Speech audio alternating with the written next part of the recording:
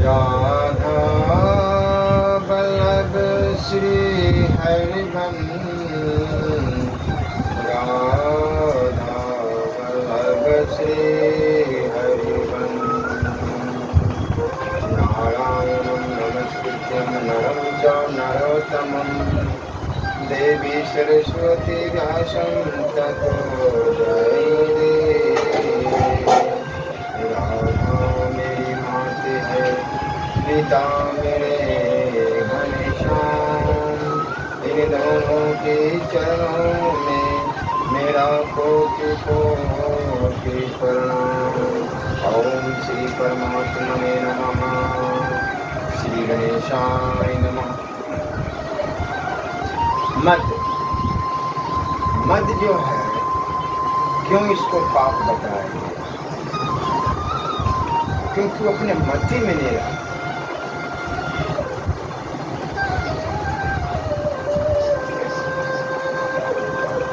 और यहीं से अधर्म पाप शुरू हो जाता है। परीक्षित संयोग बस उधर से परम समर्थ देवऋषि नारद जी आ निकले। उन्होंने उन यक्ष जीवों को देखा और समझ लिया कि ये इस समय मतवाले हो रहे हैं। देवऋषि नारद को देखकर वस्त्रहीन अप्सराएं लज्जा गई। सांप के डर से उन्होंने तो अपने अपने कपड़े झटपट पहन लिए, परंतु इन यक्षों ने कपड़े नहीं पहने। जब देवऋषि नारद जी ने देखा कि देवताओं के पुत्र होकर भी श्री मद से अंधे और मदरा पान करके उन्मत्त हो रहे हैं, तब उन्होंने उन पर अनुग्रह करने के लिए शाप देते हुए कहा, नारद जी ने कहा, जो लोग अपने प्रिय विषयों का सेवन करते हैं, उनकी बुद्धि को सबसे बढ़कर नष्ट करने वाला है श्रीमद धन संपत्ति का नशा, हिंसा यादि रजोगुणी कर्म और कुलीनता यादि का अभिमान भी उससे बढ़कर कि मैं बड़ा जात का हूँ या बड़े धनी मनी सेठ का घर का हूँ, ये सब अभिमान इंसान का पतन कर देता है। इससे बढ़ के बुद्धि भरमस नहीं है, क्योंकि श्रीमद के साथ साथ तो स्त्री जुआ और मदरा भी रहती है ना। यह सूर्य मद और श्रीमद से अंधे होकर अपनी इंद्रियों के बस में रहने वाले क्रूर पुरुष अपने नाशवान शरीर को तो अजर अमर मान बैठते हैं और अपने ही जैसे शरीर वाले पशुओं की हत्या करते हैं। जिस शरीर को भूदेव, नरदेव, देव आदि नामों से पुकारते हैं, उसकी अंत में क्या गति होगी? उसमें कीड़े पड़ जाएंगे, पक्षी खाकर उसे विष्ठा बना देंगे, या वह जलकर राख का ढेर बन जाएगा। उसी शरीर के लिए प्राणियों से द्रोह करने में मनुष्य ही अपना कौन सा स्वार्थ समझता है? प्रेम क्यों नहीं करते? एक दूसरे से द्वेष, ईर्ष्या,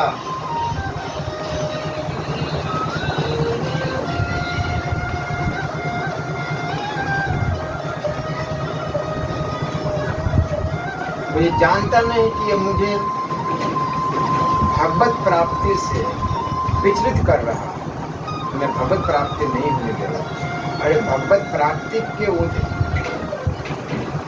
के वजह से तो ये मानव का तन मिला, चोला मिला है कि भगवत प्राप्ति सुगमता से कर सको। मानव के शरीर में अगर भगवत प्राप्ति नहीं हुई तो किसी भी का कुकुर सुअर इस योनि में जाने से थोड़ी ना भगवत प्राप्ति। आप भजनंदी बन जाएंगे, भजन करेंगे, कीर्तन करेंगे।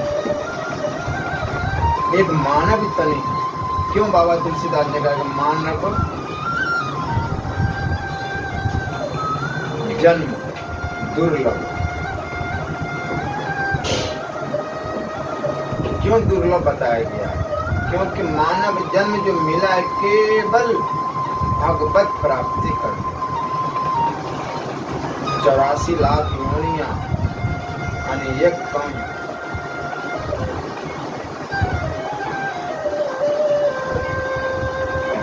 कितने चक्कर काटने के बाद मनुष्य का तन मिला, इससे सही लाभ उठानी चाहिए।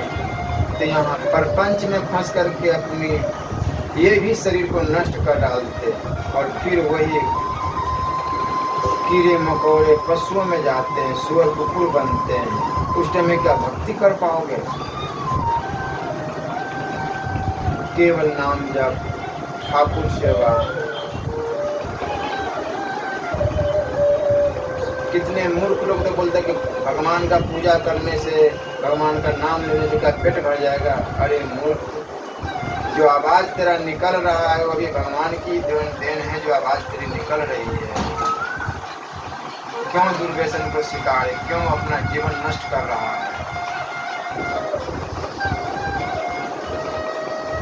देवऋषि नारद के साप देने में दो हेतु थे। एक तो अनुग्रह, उनके मद का नाश करना, और दूसरा अर्थ श्री कृष्ण प्राप्ति। ऐसा प्रतीत होता है त्रिकालदर्शी देवऋषि नारद ने अपनी ज्ञान दृष्टि से यह जान लिया कि इन पर भगवान का अनुग्रह होने वाला है।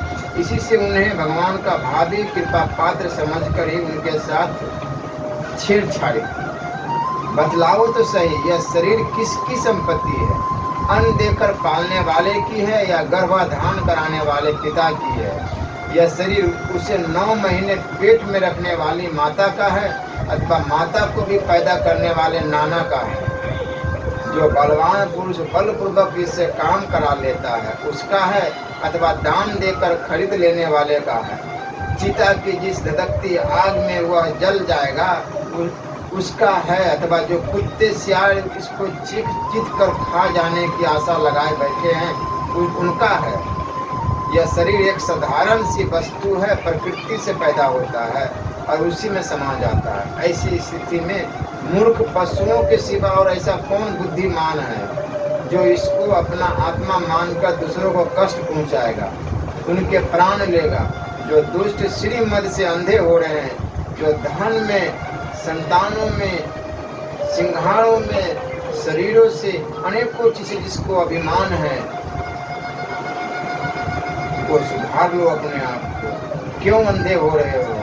उनकी आंखों में ज्योति डालने के लिए दरिद्रता ही सबसे बड़ा अंजन है। क्योंकि दरिद्र यह देख सकता है कि दूसरे प्राणी भी मेरे ही जैसे हैं। जिसके शरीर में एक बार कांटा गड़ जाता है वह नहीं चाहता कि किसी भी प्राणी को कांटा गड़ने की पीड़ा सहनी पड़े, क्योंकि उस पीड़ा और उसके द्वारा होने वाले विकारों से वह समझता है कि दूसरे को भी वैसी ही पीड़ा होती है। परंतु जिससे कभी कांटा गड़ा ही नहीं वह उसकी पीड़ा का अनुमान नहीं कर सकता। दरिद्र में घमंड और हेकड़ी नहीं होती, वह सब तरह के मदों से बचा रहता है।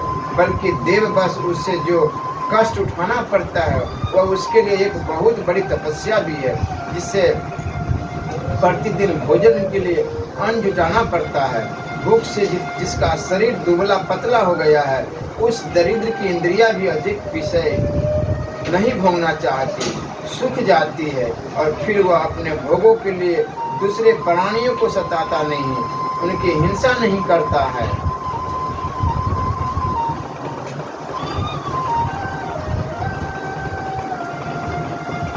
यदि साधु पुरुष समदर्शी होते हैं फिर भी उनका समागम दरिद्र के लिए ही सुलभ है, क्योंकि उसके भोग तो पहले से ही छूटे हुए हैं। अब संतों के संग से उसकी लालसा तृष्णा भी मिट जाएगी और शीघ्र ही उसका अंतकरण शुद्ध हो जाता है। जिन महात्माओं के चित्त में सबके लिए समता है, जो केवल भगवान के चरणारविंदों का मकरंद रस पीने के लिए सदा उत्सुक रहते हैं, उन्हें दुर्गुणों के खजाने अथवा दुराचारियों की जीविका चलाने वाले और धन के मद से मत वाले दुष्टों की क्या आवश्यकता है? कोई तो उनकी अपेक्षा ही पात्र है। ये दोनों यक्ष बारूणी मदिरा का पान करके मतवाले और श्री मद से अंधे हो रहे हैं। अपनी इंद्रियों के अधीन रहने वाले इन स्त्री लंपट यक्षों का अज्ञान जनित मद मैं चूर चूर कर दूंगा। देखो तो सही कितना अनर्थ है कि ये लोकपाल कुबेर के पुत्र होने पर भी मंदोन्मत्त होकर अचेत हो रहे हैं और इनको इस बात का भी पता नहीं कि हम बिल्कुल नंग धरंग है, इसलिए ये दोनों अब वृक्ष योनि में जाने के योग्य है। ऐसा होने से इन्हें फिर इस प्रकार का अभिमान न होगा। वृक्ष योनि में जाने पर भी मेरी कृपा से इन्हें भगवान की स्मृति बनी रहेगी और मेरे अनुग्रह से देवताओं के 100 वर्ष बीतने पर इन्हें भगवान श्री कृष्ण का सानिध्य प्राप्त होगा और फिर भगवान के चरणों में परम प्रेम प्राप्त करके ये अपने लोक में चले जाएंगे। श्री सुखदेव जी महाराज कहते हैं, देवऋषि नारद इस प्रकार कहकर भगवान नर नारायण के आश्रम पर चले गए। नलकुबर और मणिग्रीव ये दोनों एक ही साथ अर्जुन वृक्ष होकर यमला अर्जुन नाम से प्रसिद्ध हुए। धनी पुरुष में 3 दोष होते हैं, धन का अभिमान और धन की तृष्णा, और दरिद्र पुरुष में पहले 2 नहीं होते, केवल तीसरा ही दोष रहता है। इसलिए सत्पुरुषों के संग से धन की तृष्णा मिट जाने पर धनियों की अपेक्षा उसका शीघ्र कल्याण हो जाता है। धन स्वयं एक दोष है। 7वें स्कंद में कहा है कि जिनसे पेट भर जाए उससे अधिक को अपना मानने वाला चोर है और दंड का पात्र है। स्तेनो दंड मरणति।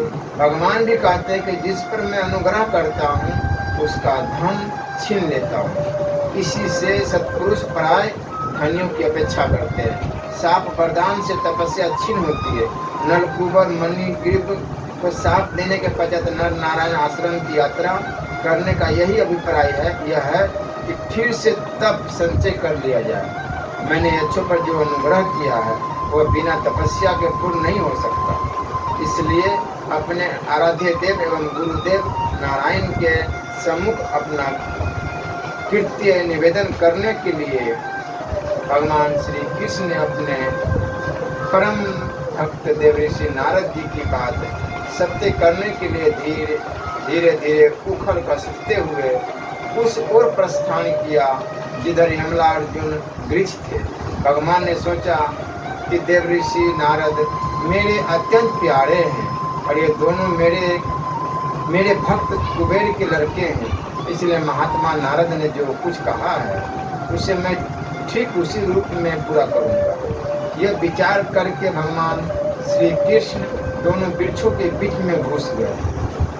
वो तो दूसरी ओर निकल गए परंतु उखड़ टेढ़ा होकर अटक गया। दामोदर भगवान श्री कृष्ण की कमर में रस्सी कसी हुई थी। उन्होंने अपने पीछे लुढ़कते हुए उखड़ को ज्यों ही तनिक जोर से खींचा त्यों ही पैरों की सारी जड़ें उखड़ गई। समस्त बल विक्रम के केंद्र भगवान तनिक सा जोर लगते ही पैरों के तने शाखाएं छोटी डालियां और एक पत्ते कांप उठे और वे दोनों बड़े जोर से तरफराते हुए पृथ्वी पर गिर पड़े। उन दोनों वृक्षों में से अग्नि के समान तेजस्वी 2 सिद्ध पुरुष निकले। उनके चमचमाते हुए सौंदर्य से दिशाएं दमक उठी। उन्होंने संपूर्ण लोकों के स्वामी भगवान श्री कृष्ण के पास आकर उनके चरणों में सिर रखकर प्रणाम किया और हाथ जोड़कर शुद्ध हृदय से तो उनकी इस प्रकार स्तुति करने लगे। उन्होंने कहा, सच्चिदानंद घन स्वरूप सबको अपनी ओर आकर्षित करने वाले परम योगेश्वर श्री कृष्ण, आप प्रकृति से स्वयं पुरुषोत्तम है। वेदक ब्राह्मण यह बात जानते हैं कि अव्यक्त और अव्यक्त संपूर्ण जगत आपका ही रूप है। भगवान श्री कृष्ण अपनी कृपा दृष्टि से उन्हें मुक्त कर सकते थे, परंतु वृक्षों के पास जाने का कारण यह है कि देवऋषि नारद ने कहा था कि तुम्हें वासुदेव का सानिध्य प्राप्त होगा।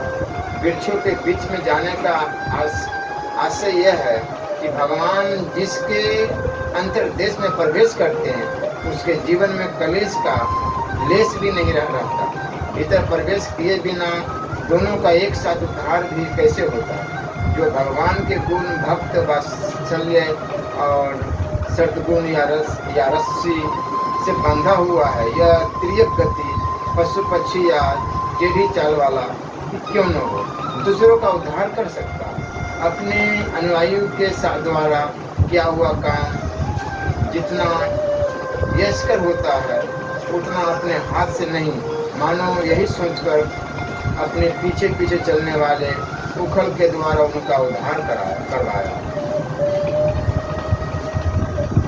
आप ही समस्त प्राणियों के शरीर प्राण, अंतकरण और इंद्रियों के स्वामी हैं तथा आप ही सर्वशक्तिमान, काल, सर्वव्यापक एवं अविनाशी ईश्वर है। आप ही महत्तत्व और वह प्रकृति है जो अत्यंत सूक्ष्म एवं सत्वगुण, रजोगुण और तमोगुण रूपा है। आप ही समस्त स्थूल और सूक्ष्म शरीरों के कर्म, भाव, धर्म और सत्ता को जानने वाले सबके साक्षी परमात्मा हैं। वृत्तियों से ग्रहण किए जाने वाले प्रकृति के गुणों और विकारों के द्वारा आप पकड़ में नहीं आ सकते। स्थूल और सूक्ष्म शरीर के आवरण से ढका हुआ ऐसा कौन सा पुरुष है जो आपको जान सके, क्योंकि आप तो उन शरीरों के पहले भी एक रस विद्यमान थे। समस्त प्रपंच के विधाता भगवान वासुदेव को हम नमस्कार करते हैं। प्रभु, आपके द्वारा प्रकाशित होने वाले गुणों से ही आपने अपनी महिमा छिपा रखी है। पर ब्रह्म स्वरूप श्री कृष्ण, हम आपको नमस्कार करते हैं। आप प्राकृतिक शरीर से रहित है, फिर भी जब आप ऐसे पराक्रम प्रकट करते हैं जो साधारण शरीरधारियों के लिए शक्य नहीं है और जिनसे बढ़कर तो क्या जिनके समान भी कोई नहीं कर सकता, तब उनके द्वारा उन शरीरों में आपके अवतारों का पता चल जाता है। प्रभु, आप ही समस्त लोगों के अभ्युदय और निर्शेष कर के लिए इस समय अपनी संपूर्ण शक्तियों से अवतीर्ण हुए हैं। आप समस्त अभिलाषाओं को पूर्ण करने वाले हैं। परम कल्याण साध्य स्वरूप आपको नमस्कार है। परम मंगल साधन स्वरूप आपको नमस्कार है। परम शांत सबके हृदय में विहार करने वाले यदु वंश शिरोमणि श्री कृष्ण को नमस्कार है। अनंत हम आपके दासानुदास है। आप यह स्वीकार कीजिए देवर्षि, भगवान नारद के परम अनुग्रह से ही हम अपराधियों को आपका दर्शन प्राप्त हुआ है। प्रभु, हमारी वाणी आपके मंगलमय गुणों का वर्णन करती रहे, हमारे कान आपके रसमय कथा में लगे रहे, हमारे हाथ आपकी सेवा में और मन आपके चरण कमलों की स्मृति में रम जाए। यह संपूर्ण जगत आपका निवास स्थान है। हमारा मस्तक सबके सामने झुका रहे। संत आपके प्रत्यक्ष शरीर है, हमारी आंखें उनके दर्शन करती रहे। श्री सुखदेव जी महाराज कहते हैं, सौंदर्य मैर्य निधि श्री गोकुलेश्वर श्री कृष्ण ने नलकूबर और मणिग्रीवा के इस प्रकार स्तुति करने पर रस्सी से उथल में बंधे ही हंसते हुए उनसे कहा, श्री भगवान ने कहा, तुम लोग श्री मद से अंधे हो रहे थे। मैं पहले से ही यह बात जानता था कि परम कारुणिक देवर्षि नारद ने साप देकर तुम्हारा ऐश्वर्य नष्ट कर दिया तथा इस प्रकार तुम्हारे ऊपर कृपा की।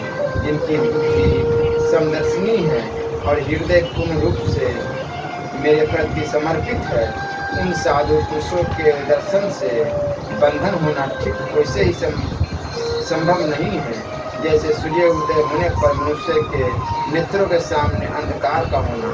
इसलिए नलकूबर और मणिग्रीव, तुम लोग मेरे परायण होकर अपने अपने घर जाओ। तुम लोगों को संसार चक्र से छुड़ाने वाले अनन्य भक्ति भाव की जो तुम्हें अभीष्ट प्राप्ति हो गई है।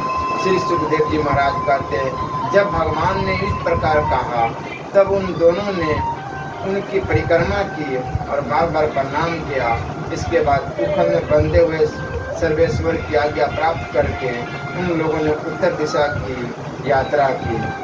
सर्वदा मैं मुक्त रहता हूँ और बद्ध जीव मेरी स्तुति करते हैं। आज मैं बद्ध हूँ और मुक्त जीव मेरी स्तुति कर रहे। ये है, यह विपरीत दशा देखकर भगवान को हंसी आ गई। यक्षों ने विचार किया कि जब तक यह सगुण रस्सी में बंधे हुए हैं तभी तक हमें इनके दर्शन हो रहे हैं। निर्गुण को तो मन में सोचा भी नहीं जा सकता, इसलिए भगवान के बंधे रहते ही वे चले गए।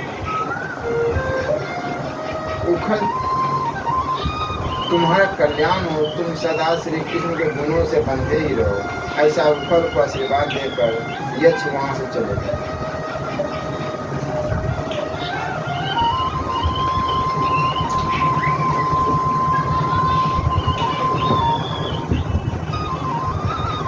बाबू,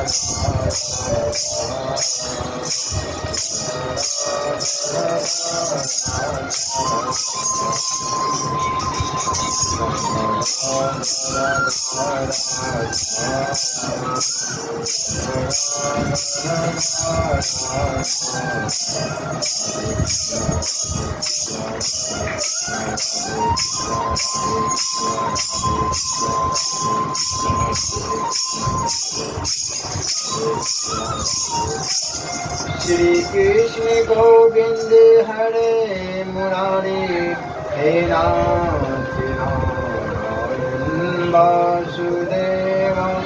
श्री कृष्ण गोविंद हरे मुरारी, हे नाथ नारायण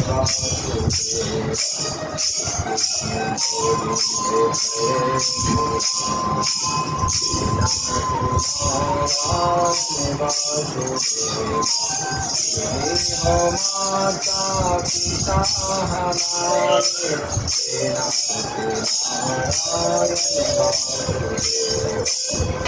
कृष्ण गोविंद हरे मुरारी, हे नाथ नारायण वासुदेव। हरे Krishna Radhe Krishna Radhe Krishna Radhe Krishna Radhe Krishna Radhe Krishna Radhe Krishna. Radhe Krishna, Krishna Krishna, Radhe Krishna, Radha Radha, Shri Radha, Radha Radha, Shri Radha, Radha Radha, Shri Radha, Radha Radha, Shri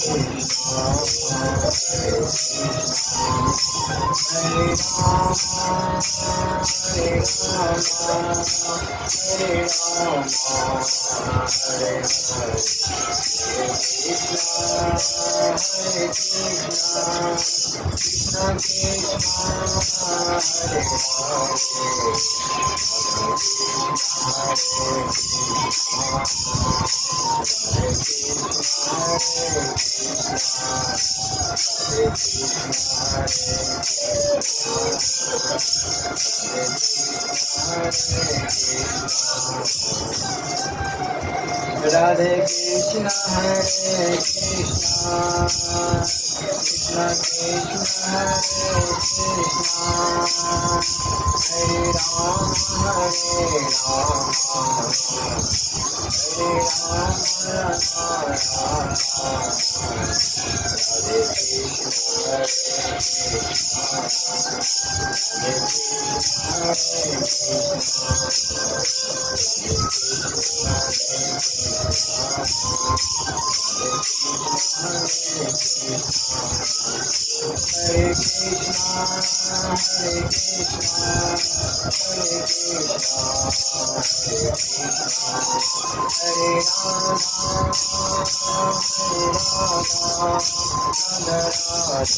Rama, Radhe Krishna, Hare Krishna,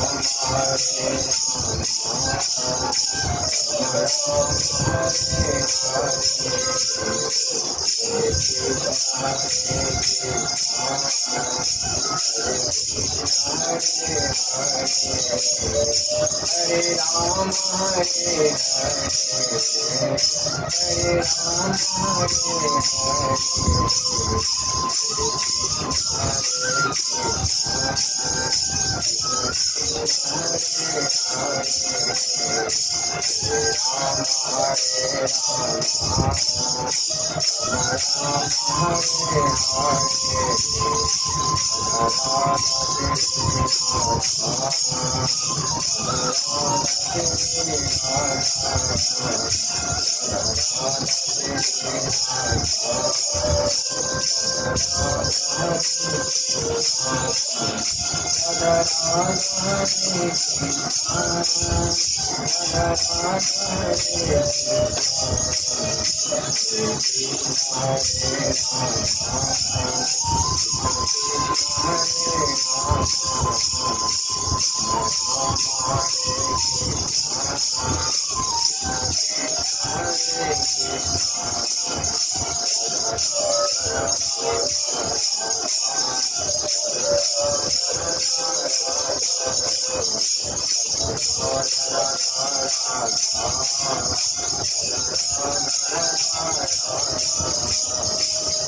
Krishna,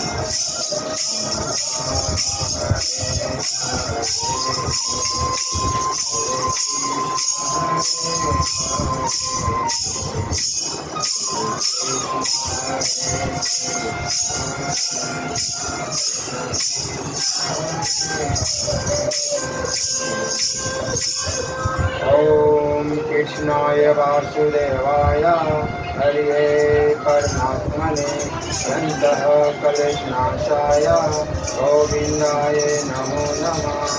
ओम कृष्णाय वासुदेवाय हरे परमात्मने अनंतः कलेशनाशाय गोविंदाय नमो नमः।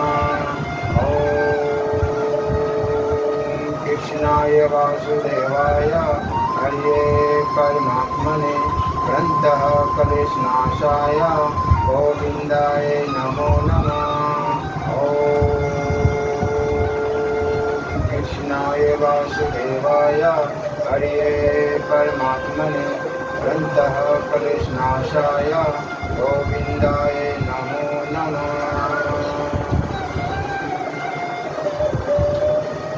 बाबू